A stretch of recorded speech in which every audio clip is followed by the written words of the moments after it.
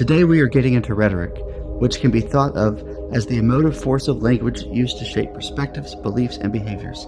So the main goal for this week is for us to examine how people use language to move our beliefs rather than merely conveying neutral information to us. It is vital to recognize rhetorical tools in everyday life. The media, politicians across the political spectrum, advertisers, etc. constantly deploy these devices. In this video, we will look at 5 such devices: euphemisms, dysphemisms, downplayers, weaselers, and proof surrogates. The first rhetorical tool to consider is the euphemism, which involves swapping out a word that typically carries a negative connotation. For example, instead of saying someone was fired or acknowledging significant job losses at a factory, a company will just announce that they had a letting go of some people or that they are downsizing. Downsizing paints a picture of a streamlined, efficient machine. It tries to erase the human cost of the action and attempts to alter public perception by removing all of the emotional friction. For another example, consider that incredibly difficult moment at the vet when a beloved pet is euthanized and the vet says that the pet was put to sleep. It frames death as a rest, which is much easier for our brains to process in a moment of really intense grief. Next, a dysphemism substitutes a neutral or positive word with a harsher, more offensive, or just degrading one. It's going in the other direction of a euphemism.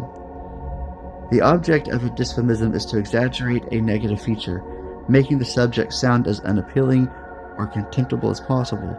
We are evolutionarily primed to feel disgust, and dysphemisms often weaponize that disgust response.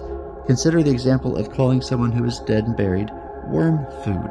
Notice how the phrase strips away all the dignity from the concept of death.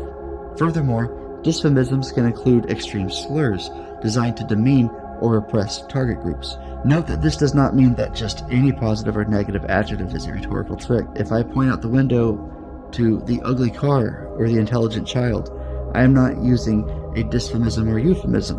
Straightforward expressions such as those are just ordinary descriptions. Rhetorical tricks require a deliberate substitution intended to alter the emotional weight of a term, rather than using a standard adjective to describe a factual state of being.